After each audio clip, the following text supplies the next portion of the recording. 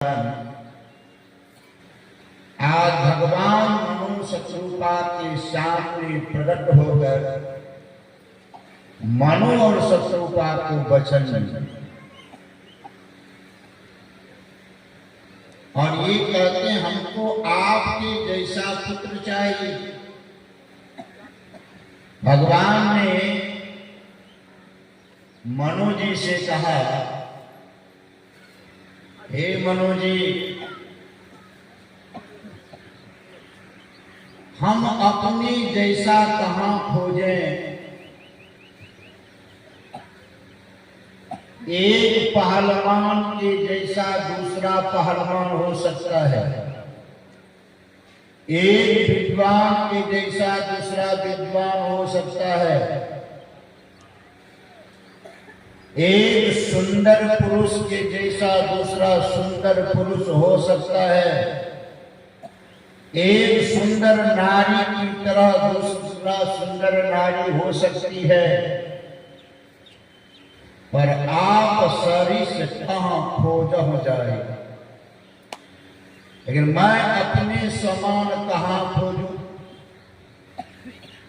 तुलसीदास जी महाराज कहते हैं, निरुपम न उपमा आन राम समान राम निगम कहे, जिमे कोटि सत खद्योत सम रवि कहत अति लघुताल। मैं अपने समान कहाँ खोजूं? मैं ही आपका पुत्र बनूंगा, आपका बेटा बनूंगा। अभी आप जिस सत्संग यज्ञ को कर रहे हैं उसी सत्संग यज्ञ को कीजिए। शरीर छूटने पर अपार स्वर्ग सुख को भोगिए। फिर आप अयोध्या में राजा दशरथ और आपकी जो धर्मपत्नी है शत्रुपा, वो कौशल्या बन के आएंगे तो मैं आपके यहाँ पुत्र बन के आऊंगा। इस सत्संग यज्ञ का फल भगवान को अपना पुत्र बना लिया। कौन? मनु और शत्रुपा 23,000 वर्ष तक सातों स्वर्गों के निवासी, सातों स्वर्गों में जो देवता हैं, ऐसे देवता भी इस यज्ञ के लिए ललायित रहते हैं। दिव्य देव सब अमित विलासी, कोई न अस्थिर सभी बटोही, सत्य शांति एक अस्थिर होही। एकमात्र परमात्मा ही स्थिर है, सत्य है, शांति स्वरूप है। ऐसे परमात्मा आज राजा दशरथ और कौशल्या के पुत्र बन गए।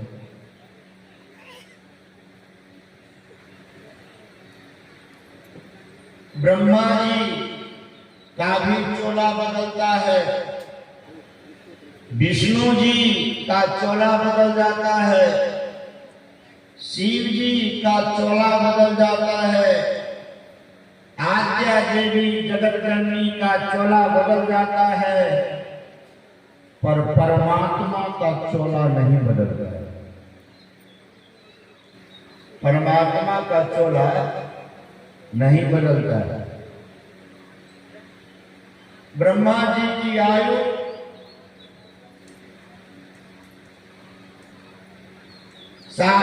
100 वर्ष बतलाया गया। हम लोगों का ऐसे 100 वर्ष नहीं।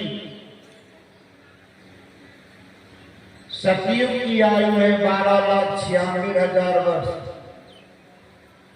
ये 17,28,000 वर्ष। त्रेता की आयु है 12,96,000 वर्ष। द्वापर की आयु है 8,64,000 वर्ष। और कलयुग की आयु है 4,32,000 वर्ष। ये चारों युग जब एक एक बार बीतता है तब ये चौकड़ी कहलाता है। एक एक 1000 बार बीतेगा तब ब्रह्मा का 24 घंटा होगा, एक दिन रात। और उसमें 30 से गुना करने पर ब्रह्मा का एक महीना होगा, 12 से गुना करने पर ब्रह्मा का एक साल होगा। तब उस साल से ब्रह्मा जी की आयु 100 साल है। ऐसे ब्रह्मा भी चोला बदल लेते हैं। जब ब्रह्मा जी चोला बदलते हैं तो भगवान विष्णु का 24 घंटा होता है। अब उस घंटा को आप एक दिन रात हुआ 30 से गुना करेंगे तो महीना, 12 से गुना करेंगे तो साल, फिर उस साल से 100 साल भगवान विष्णु की आयु है। भगवान विष्णु भी चोला बदल देते हैं। जब भगवान विष्णु चोला बदलते हैं तब शिव जी का एक मुहूर्त होता है। एक मुहूर्त का मतलब 45 से 46 मिनट होता है। फिर इसको घंटा बनाइए, फिर इसको महीना बनाइए, फिर इसको साल बनाइए। उस साल से शिव जी की आयु 100 साल है। जब शिव जी चोला बदलते हैं तब आद्या देवी जगत जननी अपना पलक गिराती है। पलक, आँख की पलक गिरने का नाम लव है। 60 लव का एक निमेष। अब इसको फिर घंटा में परिणत करें, घंटा से फिर महीना बनावे, फिर वर्ष बनावे, उससे फिर 100 वर्ष आद्या देवी जगत जननी की आयु। उसके बाद फिर वो चोला बदल देती है। लेकिन आज तक परमात्मा सृष्टि के कण में व्यापक है। सत्संग यज्ञ करने का फल है। ऐसे परमात्मा विश्ववास प्रगटे, विश्व में वास करने वाले परमात्मा मनुष्य कृपा के सामने प्रकट हो गए। इसी सत्संग यज्ञ के फल के कारण कश्यप मुनि वामन भगवान के पिता बन गए सत्संग करने के कारण।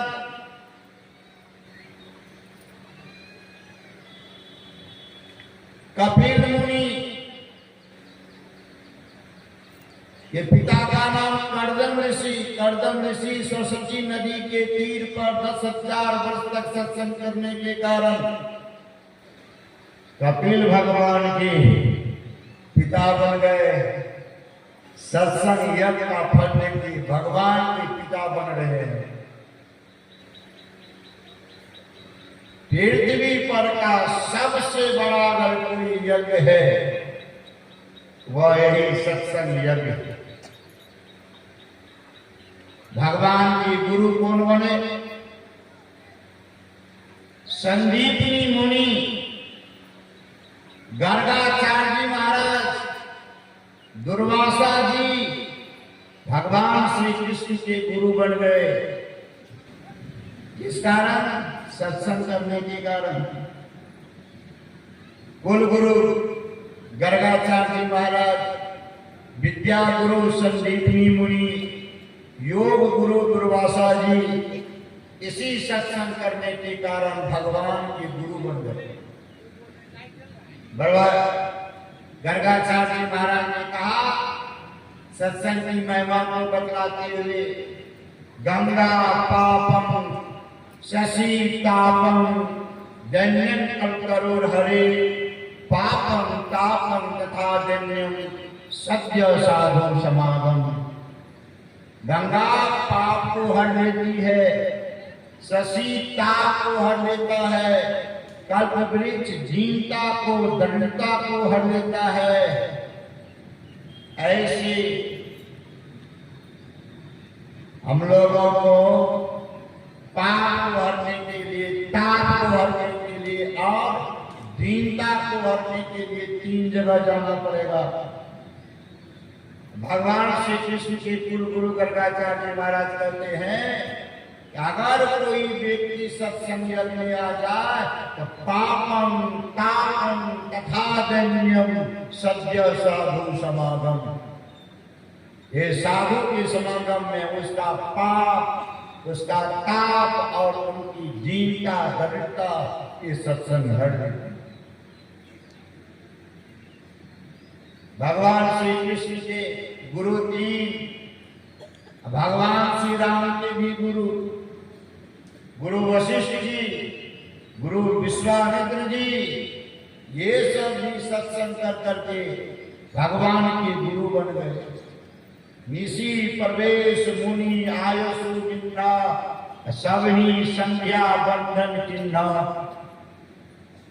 कहते हैं ये सब सत्संग कर करके भगवान के गुरु बन गए। और आप लोग ऐसे सत्संग को नहीं छोड़ेंगे, ये सत्संग एक दिन स्वयं आपको भगवान बना देगा। ऐसा प्रमाण आप लोग जानते होंगे, भगवान रमन महर्षि का नाम सुने होंगे। भगवान रमन महर्षि 52 वर्ष तक एक ही पत्थर पर बैठ करके सत्संग करते थे। 52 वर्ष तक किए। और विदेश से आते थे उनके अनुयायी लोग कि आज महर्षि रमन कुछ बोलेंगे तो उनकी बातों को मैं डायरी में नोट करूंगा। ताल ब्रंटन सप्ताह भर रहते थे उनके निकट।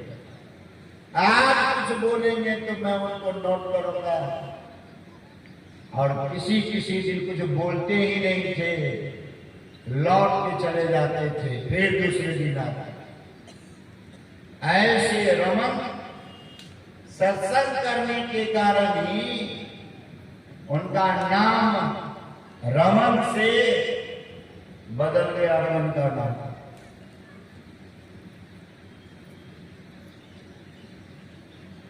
स्वामी रमन। और सत्संग किया, स्वामी रमन भी नाम बदल गया, ब्राह्मण स्वामी। और सत्संग किए, नाम बदल गया, रमन महर्षि। और सत्संग किए, सत्संग की पराकाष्ठा पर, साधना की पराकाष्ठा पर पहुंचकर अपने आप को जब परमात्मा पद में लीन कर लिए, अपनी आत्मा को परमात्मा में विलीन कर लिए, तो उनके नाम के आगे भगवान शब्द जुड़ गया, भगवान रमन महर्षि। इस कारण का ये सत्संग करने के कारण ही रमन महर्षि के नाम के आगे भगवान शब्द जुड़ गया, भगवान रमन महर्षि। इसलिए यह सत्संग भगवान को आपका बेटा बना देगा, यह सत्संग भगवान का गुरु बना देंगे, और यह सत्संग स्वयं आपको भगवान बना देंगे। इतना गुण है इस सत्संग यज्ञ। पृथ्वी पर बहुत सारे यज्ञ हैं। सात्विक यज्ञ है, राजसी यज्ञ है, तामसी यज्ञ है। राजा दशरथ सात्विक यज्ञ, सात्विक यज्ञ, जिसके कारण उनको 4 पुत्र की प्राप्ति हुई, सात्विक यज्ञ करने के कारण। युधिष्ठिर राजसी यज्ञ किया था, ऐसा सभागार बनाया था कि जहां सूखा हो वहां पानी दिखता था, जहां पानी हो वहां सूखा दिखता था, जहां दीवार हो वहां दरवाजा दिखता था, जहां दरवाजा हो वहां दीवार दिखता था। उस सभागार में जैसे दुर्योधन गए, जहां पानी दिखता था, सूखा पानी दिखता था, वहां पर अपने कपड़े को उठा लिया। जहां पानी था, सूखा दिखता था, ऐसे में धड़ल्ले घुस गया, कपड़ा दे लिया। जहां दीवार था वहां दरवाजा दिखता था, सीधे जाने के कारण टकरा गया। इसी कारण द्रौपदी बोली थी, अंधा का बेटा अंधा। राजसी यज्ञ का परिणाम क्या हुआ? महाभारत में अंधा का बेटा अंधा। कहने का मेरा मतलब, राजसी यज्ञ का परिणाम तामसी यज्ञ किया था अर्जुन का परपोता। अर्जुन का बेटा है अभिमन्यु, अभिमन्यु का बेटा है परीक्षित, और परीक्षित का बेटा कौन है? का जन्मजय। जन्मजय जैसे जाना गया कि हमारे पिता परीक्षित को सर्प ने डसा और डसने के कारण ही उनकी मृत्यु हुई। उन्होंने प्रतिज्ञा कर लिया कि मैं सर्पों से रहित कर दूंगा पृथ्वी। इसमें सर्पेष्टि यज्ञ किए थे। कौन? जन्मजय। तामसी वृत्ति लेकर के यज्ञ किए। उस यज्ञ कुंड में सर्पों की आहुति पड़ती थी। सर्प करके उस यज्ञ कुंड में गिरते थे। तामसी यज्ञ किए थे। इसके अलावे भी यज्ञ है, ब्रह्म यज्ञ, दैव यज्ञ, पीतर यज्ञ, भूत यज्ञ, अतिथि यज्ञ, ये सब भी यज्ञ है। ये तो थोड़ा छोटा मोटा यज्ञ हुआ। बहुत यज्ञ का नाम आप लोग भी जानते होंगे। अश्वमेध यज्ञ, वाजपेयी यज्ञ, नरमेध यज्ञ, गौमेध यज्ञ, अजामेध यज्ञ, ये सब यज्ञ का नाम भी आप लोग सुने होंगे। नाम क्या है? अश्वमेध। अश्व मतलब घोड़ा, मेध का मतलब होता है मारना। अश्वमेध। बाज पर, बाज का अर्थ भी होता है घोड़ा। पेड़ का अर्थ होता है जिलाना। मारने वाले यज्ञ से जिलाने वाला यज्ञ श्रेष्ठ होता है। और वाजपेयी यज्ञ, अश्वमेध यज्ञ, ये अश्वमेध यज्ञ में घोड़ा छोड़ा जाता है। घोड़ा के मस्तक पर छोड़ने वाले राजा और चुनौतीपूर्ण शब्द को लिख करके घोड़ा के मस्तक पर साट करके घोड़ा के पीछे सैनिकों को दिया जाता है कि जो इस घोड़ा को पकड़ेंगे उनके साथ आपको युद्ध करके घोड़ा को स्वतंत्र कर देना है। ऐसे वाजपेयी यज्ञ, अश्वमेध यज्ञ में जिस राज होकर के वो घोड़ा जाएगा, उस राज के राजा अगर घोड़ा को नहीं पकड़ा, घोड़ा छोड़ने वाले राजा जो है उसके अधीनस्थ राजा वो माने जाएंगे। और अगर कोई पकड़ लिया घोड़ा के पीछे जो सैनिक चलता है उससे युद्ध करेंगे। ऐसा घूमते घूमते घोड़ा अगर यज्ञ मंडप पर आया, वैदिक ब्राह्मण वैदिक मंत्रोच्चारण करके घोड़ा से निवेदन करते हैं, आप हमारे यजमान के मनोकामना को पूर्ण करने हेतु आप अपने अंगों की आहुति दें। और वैदिक मंत्रोच्चारण कर घोड़ा का एक एक अंग उस यज्ञ कुंड में गिरता है, तब जाकर के ये अश्वमेध यज्ञ सफल होता है। आज तक इस कली काल में कोई कहे कि पृथ्वी पर अश्वमेध यज्ञ हुआ इस कली काल में? इस कली काल में अश्वमेध यज्ञ नहीं है।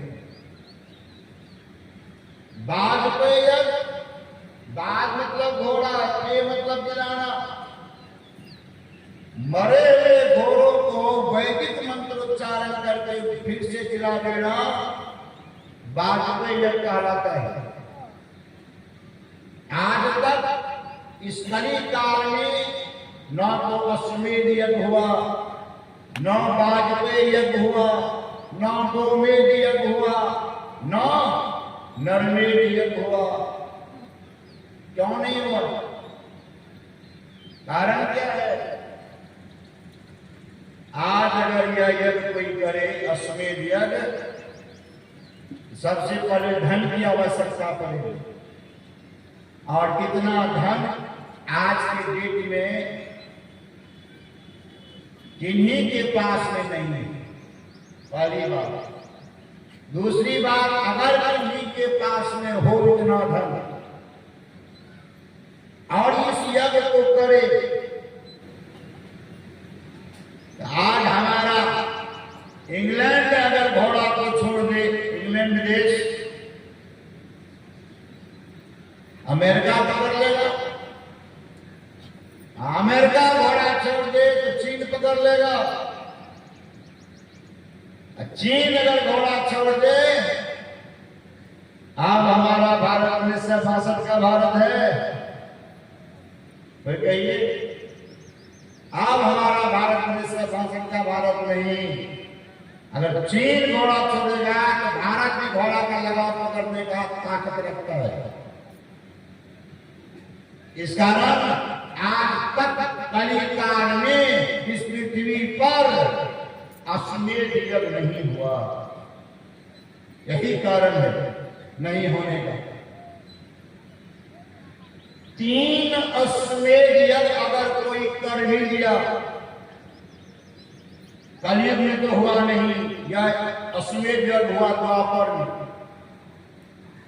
वाजपेयी यज्ञ द्वापर में भी नहीं हुआ। वाजपेयी यज्ञ हुआ त्रेता में भगवान श्री राम की। गौमेध यज्ञ न तो इस कलिकाल में, न तो द्वापर में, न तो त्रेता में। गौमेध यज्ञ सतयुग में हुआ, हिरण्यकश्यप का पुत्र प्रणाम किया था। लेकिन आज इस कलिकाल में इस तरह का कोई यज्ञ नहीं हो रहा। कारण क्या है? कारण में बदला दिया। 3 अश्वमेध यज्ञ करने पर स्वर्ग की प्राप्ति होती है। शास्त्र में लिखा हुआ स्वर्ग की प्राप्ति होती है। 10 अश्वमेध यज्ञ करने पर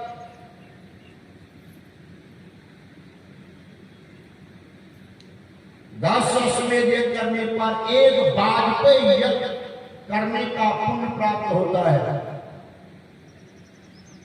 100 अश्वमेध यज्ञ करने पर इंद्र के पद पर प्रतिष्ठित होता है।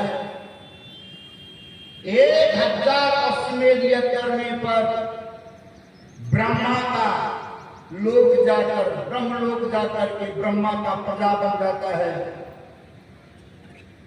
10,000 अश्वमेध यज्ञ करने पर ब्रह्मा के पद पर प्रतिष्ठित हो सकता है।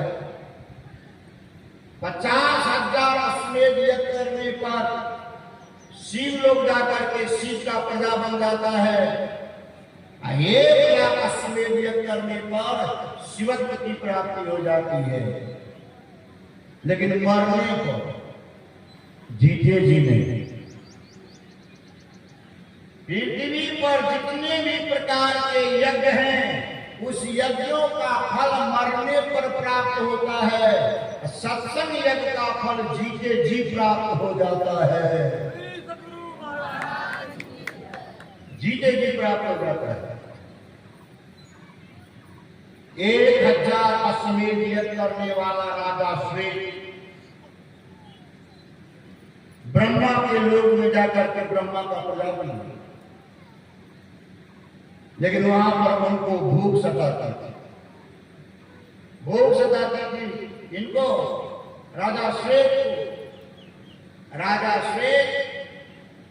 ब्रह्मलोक के अन्य प्रजाओं से पूछा करते थे, तुम्हें भी भूख सताती है? तो अन्य प्रजा कहते थे, हमें भूख नहीं सताती है।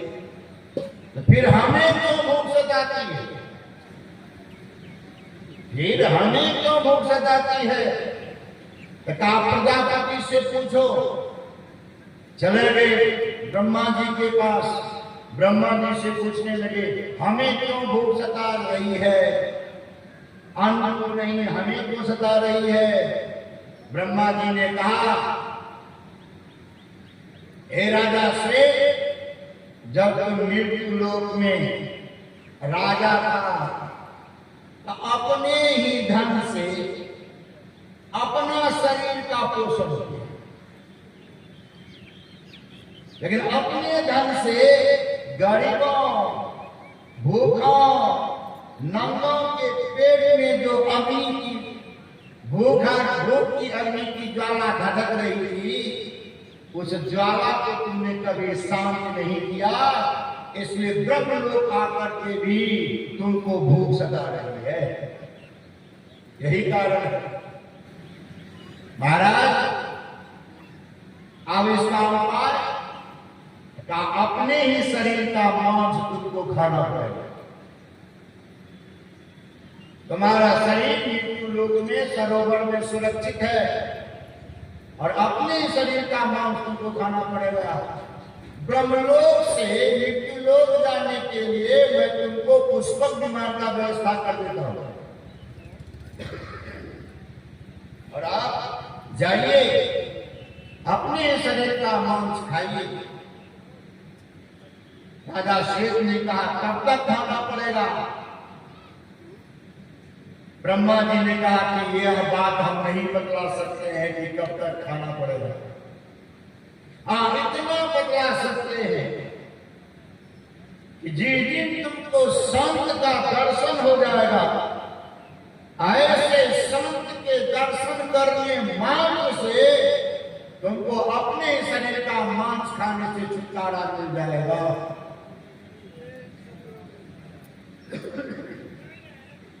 रोज आते थे पुष्पक विमान से, रोज अपने शरीर का मांस खावे, रोज चला गया। एक दिन आया, बाया हाथ बाया पैर खा लिया, दूसरा दिन आया, दूसरा हाथ दाहिना हाथ और दाहिना पैर खा लिया। ब्रह्मा जी से कहा, हे ब्रह्मा जी, जब मैं अपने शरीर को खा खा करके समाप्त कर दूंगा तो फिर क्या खाऊंगा? 1,000 अश्वमेध यज्ञ करने का फल देखिए। ब्रह्मा जी से कह रहे हैं, फिर मैं क्या खाऊंगा? ब्रह्मा जी ने कहा कि जाओ, मैं तुम्हारे शरीर को अक्षय शरीर कर दिया। आज जितना खा के आओगे उतना फिर तुमको पुष्टि मिलेगा। दूसरे दिन आया हुआ भी हम प्रत्यंग से पुष्टि मिलेगा। रोज आता, रोज खाता, रोज जाता, रोज आता, रोज खाता, रोज जाता। यहाँ से 100 वर्ष बीत गए। एक दिन अगस्त मुनि वन में घूम रहे थे। घूमते घूमते उसी सरोवर के पास गए। जैसे सरोवर के पास गए, उसी समय ब्रह्मलोक से पुष्पक विमान उतरा। देखा अगस्त मुनि देख रहे हैं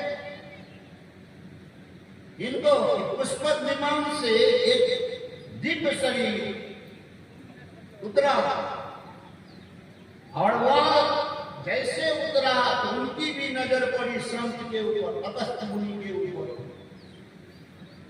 चेहरा देखने से लगा कि संत है, तो उनको तो संत की तलाश है। चेहरा देखने से लगा कि ये संत है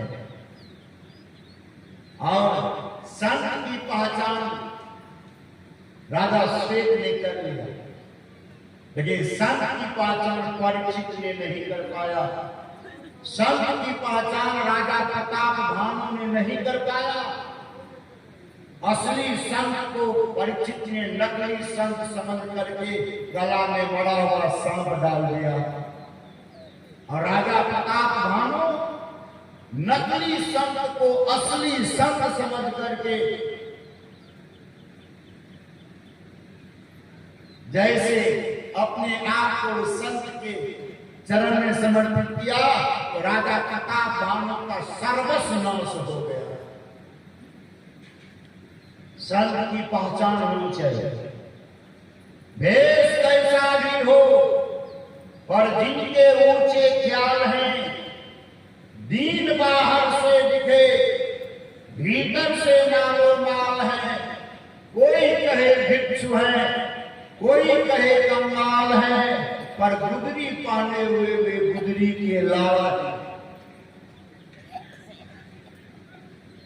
केहू भेष में ना रहे अडबंग है, देवे रहे प्रसाद खाने तंग है, जब से रहे उदास मरहमी अंत के, अरे हारे पलट ऐसी रहनी रहे सो लक्षण संत। ये संत के लक्षण है। ये कर्म कैसे हम लोगों को पहचान में आया? गुरु महाराज ने करी सत्संग खोज करिए, चुनिए गुरु सच्चा, बिन गुरु के ज्ञान पंथ सब कच्चा ही कच्चा। बहुत सत्संग करेंगे, बराबर सत्संग में भाग लेंगे, तब आप लोगों को पता चलेगा कि कौन गुरु कौन संत है। तब पता चलेगा, ऐसे पता नहीं चलेगा। भेष पर जाएंगे तो धोखा खा जाएंगे। मां सीता भी धोखा खा गई थी, इसी गरबा वस्त्र को पहन के रावण गया था भिक्षाटन करने, सीता को हरवाया। इसलिए भेष से संत नहीं। आज अगस्त मुनि का दर्शन हो रहा है। राजा श्वेत को राजा श्वेत ने कहा कि लगते ही ये संत गए, चरण पर गिर पड़े। चरण पर गिरते ही अगस्त मुनि ने उनके दोनों भुजा को पकड़ के उठाया और कहा कि आप कौन हैं? राजा श्वेत जी का परिचय देते हैं। राजा श्वेत कहते हैं, आप अश्वमेध यज्ञ करने वालों का नाम जानते होंगे। परिचय दे रहे राजा श्वेत, आप अश्वमेध यज्ञ करने वालों का नाम सुने होंगे, जानते होंगे। 1000 अश्वमेध यज्ञ करने वाला मैं राजा श्वेत हूं। फिर यहाँ अपने ही शरीर का मांस खाने के लिए ब्रह्मलोक से यहाँ पर आना पड़ता है। महाराज आपके जैसे संत का दर्शन हो गया, आज हमको अपने ही शरीर का मांस खाने से छुटकारा मिल जाएगा। अगस्त मुनि के चरण में लिपट गए। संत दयालु होते हैं। संत हृदय नवनीत समाना, कहा कहीं पे कहीं न जाना। मिलता दरवई नवनीता, पर दुख दरवई संत सुनीता। संत दूसरे के ताप, दूसरे के दुख को देख करके द्रवित हो जाते हैं। अगस्त मुनि राजा श्वेत के दुख को देख के द्रवित हो गए। उन्होंने जो भेंट दिया उस भेंट को सहज स्वीकार कर लिए। अगस्त मुनि जैसे स्वीकार किए, ये उनका मृत शरीर लुप्त हो गया। पुष्पक विमान से राजा श्वेत ने कहा, हे पुष्पक विमान, अब तुम चले जाओ ब्रह्मलोक, अब मैं नहीं जाने वाला। 1000 अश्वमेध यज्ञ का फल देते जाइए। अब क्या कहा पुष्पक विमान से, आप चले जाओ, मैं नहीं जाने वाला। क्यों आप क्यों नहीं जाएंगे? कहा जिस 1000 अश्वमेध यज्ञ करने का फल ब्रह्मलोक की प्राप्ति हो गई, ऐसे ब्रह्मा भी हमारे कर्म को मिटा नहीं पाया। जिस संत के दर्शन मात्र से हमारा कर्म ही मिट गया, ऐसे संत को छोड़कर मैं ब्रह्मलोक जाने वाला नहीं हूं। स्पष्ट कर दें, ऐसे संत को छोड़कर मैं अब ब्रह्मलोक जाने वाला नहीं हूं। स्पष्ट है कि ऐसे पृथ्वी पर जो यज्ञ है, इन सभी यज्ञों से सत्संग यज्ञ श्रेष्ठ है। इसलिए भगवान श्री कृष्ण ने कहा श्रेयम श्रेष्ठ है। ब्रह्मयाग यज्ञात ज्ञान यज्ञ परम तपः। हे अर्जुन, इस पृथ्वी पर जितने भी द्रव्यमय यज्ञ हैं, उन सभी द्रव्यमय यज्ञों से ज्ञान यज्ञ श्रेष्ठ है। सर्वम कर्माखिलम पार्थ। 700 श्लोक में से आप देखेंगे पार्थ शब्द 38 बार आया है और कौंतेय शब्द 24 बार आया है। जब जब भगवान श्री कृष्ण को अर्जुन से बहुत ही महत्वपूर्ण वेरी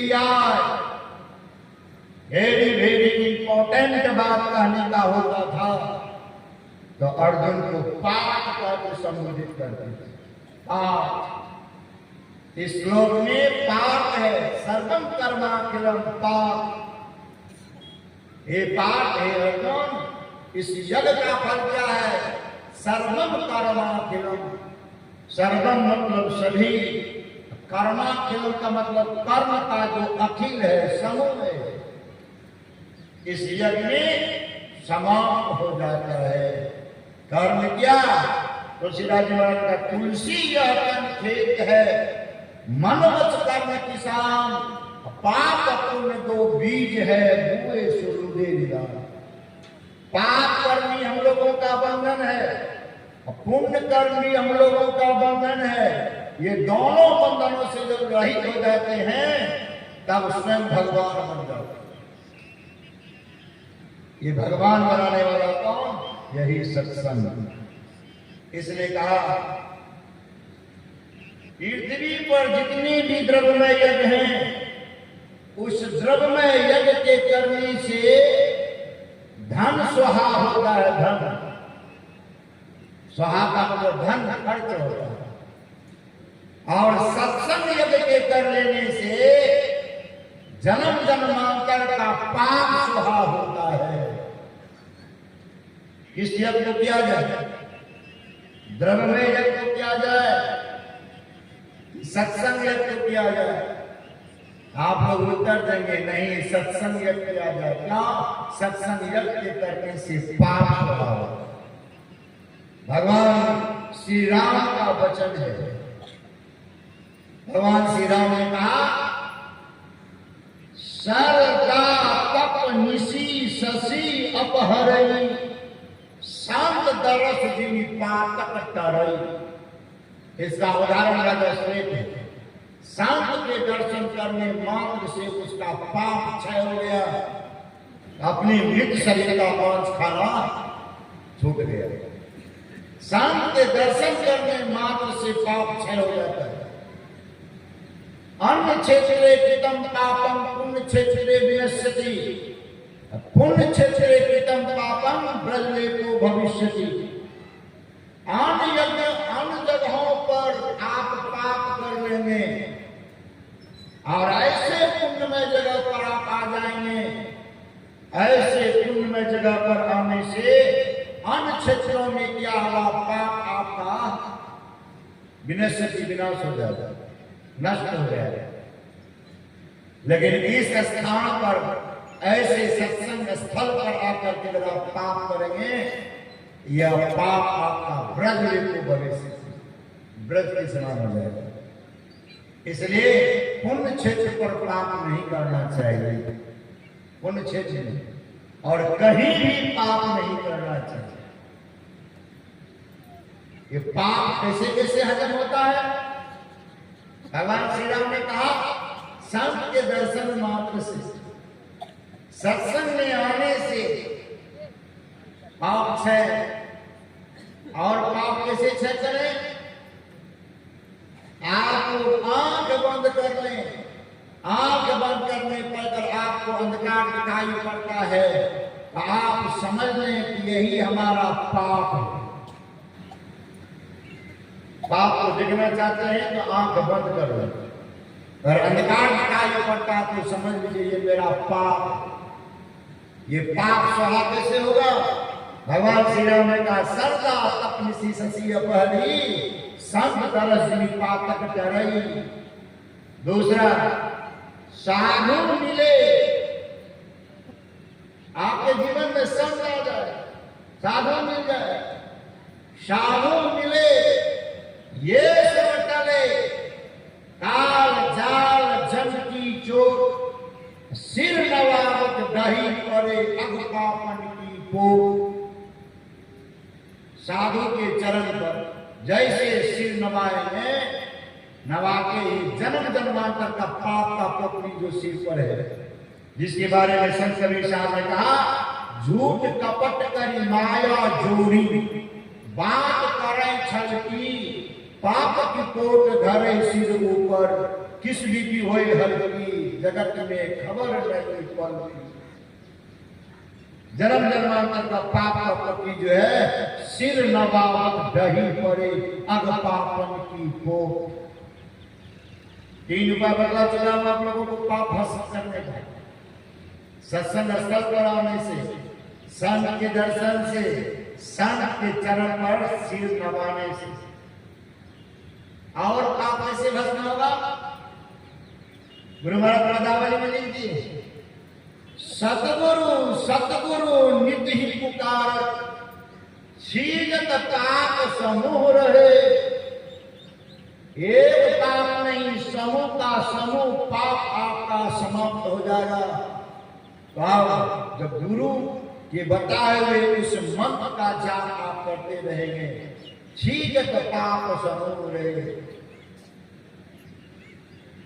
मंत्र में इतनी शक्ति है, जन्म जन्मांतर के पाप को नष्ट कर सकती है। इसलिए का शीघ्र पाप समूह रहे। और 4 हो गया। 5 भगवान श्री कृष्ण का वचन है। भगवान श्री कृष्ण ने कहा मुहूर्त मपी यो गच्छे न सागरे मनसा सर्वं तरति पापा नाम तस् जन्म शतायुगम।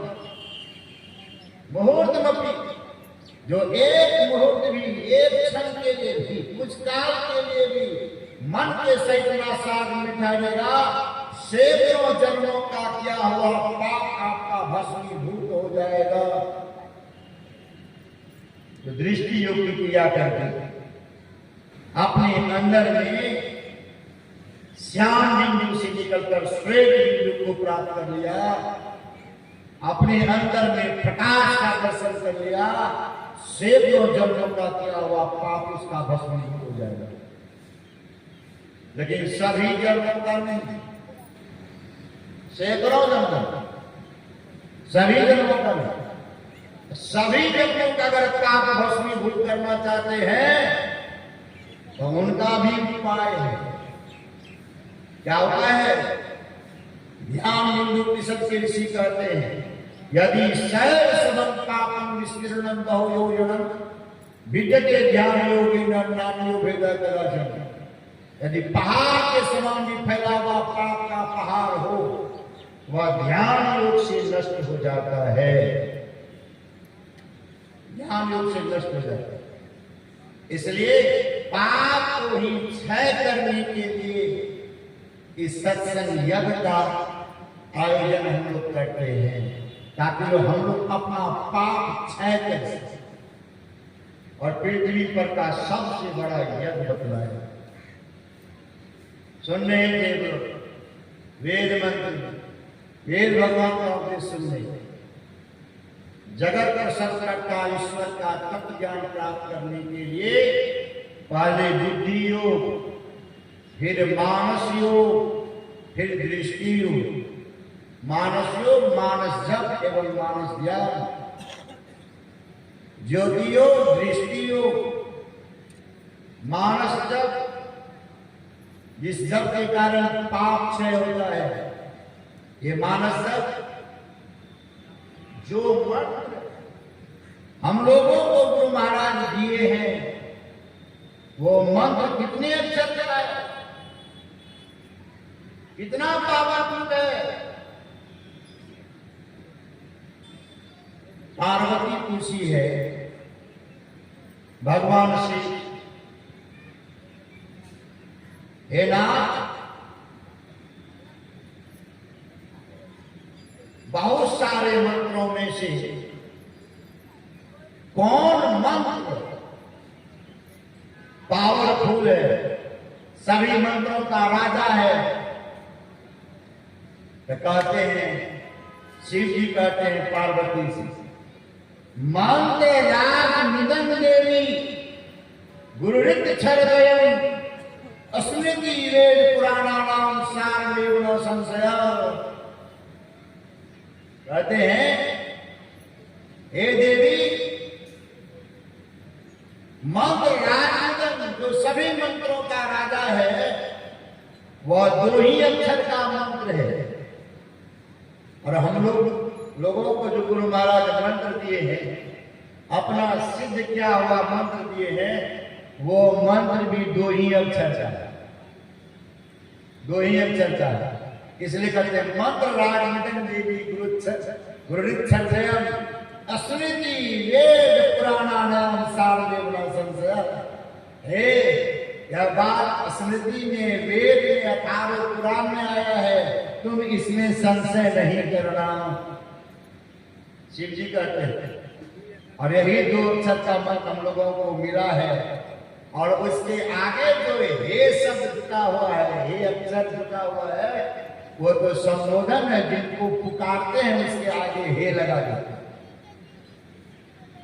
जिसको पुकारते हैं, जिनको बुलाते हैं, जिनका दर्शन अपने अंदर में करना चाहते हैं, ऐसे मंत्र के आगे हे लगा देते हैं। मंत्र तो 2 ही अक्षर का है। दुरंदास जी महाराज जी कहते हैं, मंत्र अमोल नाम 2 अक्षर, बिनु रसना रट लागी रहे, होठ न डोले जीवन न बोले, सुरति धर्म चढ़ाए गए, दिनों रात रहे सुधि लागी, यही माया यही सुमिरन है। और मंत्र 2 ही अक्षर का है, स्पष्ट है दुरंदास जी महाराज। लेकिन ऐसे मंत्र को छिपा के रखना चाहिए। कैसे छिपावे? दुरंदास जी महाराज जी कहते हैं, दुल्हन यह मंत्र गुप्त है। दुरंदास जी महाराज कहते हैं, ये 2 अक्षर का जो मंत्र है, इसको छिपा के रखिए। तो कैसे छिपावे? दुरंदास जी महाराज बतला रहे हैं, दुल्हन यह मंत्र गुप्त है, प्रकट न करो बखान, सदा राखो कोई धन, जैसे विधवा को दान। दुरंदास जी महाराज कहते हैं, जिस प्रकार कोई विधवा स्त्री अगर गर्भवती हो जाए, समाज में अपनी अपकीर्ति के कारण जिस प्रकार वह विधवा स्त्री अपने गर्भ को छिपा के रखती है, उसी प्रकार इस मंत्र को भी हम लोगों को छिपा के रखना चाहिए। कहने का मतलब, सबके सामने में ये बोलने की जरूरत नहीं है, बोलने का नहीं है। आप भाव मिश्रा से सुन रहे थे, बाल स्वामी जी महाराज की वाणी, क्या सुना हम लोगों ने? दास पूर्ण मास रूप पूर्ण यज्ञ है। यह यज्ञ में 4 बातें हैं, वैष्णदेव बलि कर्म, नित्य श्राद्ध, अतिथि पूजन, ये चारों बातें, ये चारों कोई करे, अब कोई वार्षिक जब करे, इस मंत्र को एकांत में बैठ करके मुंह से उच्चारण करे, ऐसे यज्ञों से 10 गुना श्रेष्ठ वार्षिक जब है। बात समझ में कहते हैं। और अगर कोई व्यक्ति उपांशु जब करे, वैसे देव बलि कर, नित्य श्राद्ध और अतिथि पूजन से 100 गुना श्रेष्ठ है। और अगर कोई व्यक्ति मानस जप करे, अति पावन गुरु मंत्र मन ही मन जाप जपो, ऐसा अगर कोई करे तो वह ऐसे कर्म यज्ञों से 1000 गुना श्रेष्ठ है। इसलिए जप की माता बतला रहे हैं। जपना कैसे चाहिए, कैसे जपे, ऐसे जपना चाहिए। अभी आप लोग सत्संग में बैठे हुए हैं, सत्संग को छोड़कर आप अभी आरती के बाद जैसे चलना शुरू करेंगे, आपकी आयु घटनी शुरू होगी। आप लोग जब तक सत्संग में बैठे हुए हैं, आप लोग दीर्घायु हो।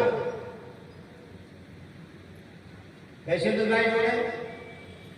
संतवाणी बैठक 12, चलत 18, सोवे में पूरे 30, मैथुन में 64 चले, कब भजियों जगदीश।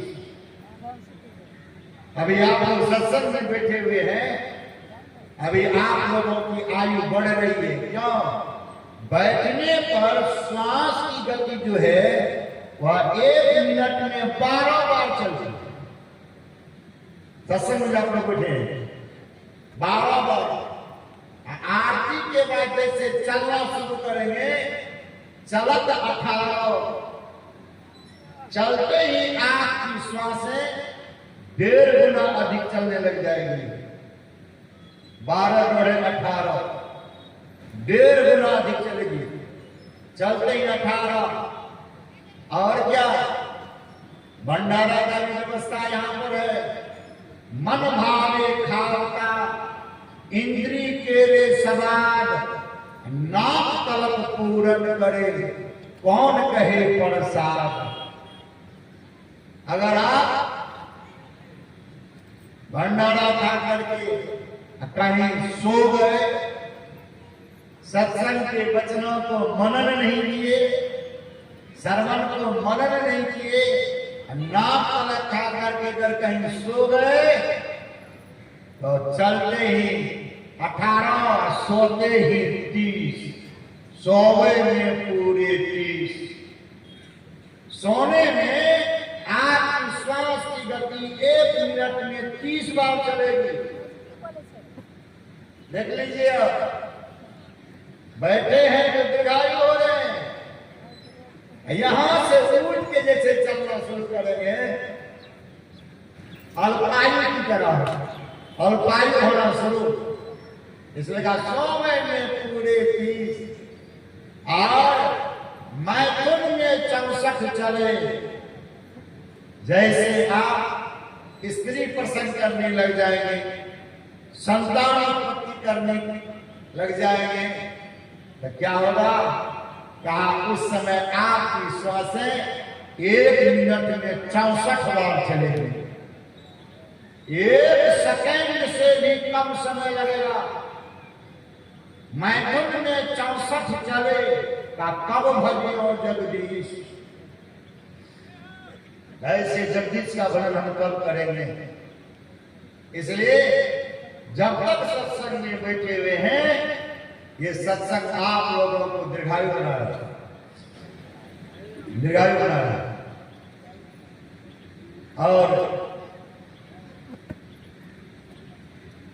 ये मंत्र का जाप करते रहेंगे, जाप करते रहेंगे। ये मंत्र में इतनी शक्ति है कि आपके अंदर में रूप प्रकट करने के, रूप प्रकट करने के, जो आप जिस इष्ट का ध्यान करते हैं ऐसे इष्ट को आपके अंदर में प्रकट कर दिया। गुरु महाराज से पूछे थे, गुरु महाराज के सेवक कि हजूर, जो व्यक्ति अंधा है, आपके चित्र को, आपको नहीं देखा है, ऐसे व्यक्ति का काम कर रहा है, आपके बताए हुए मंत्र को वो सुना जप रहा है, पर आंख से अंधा है।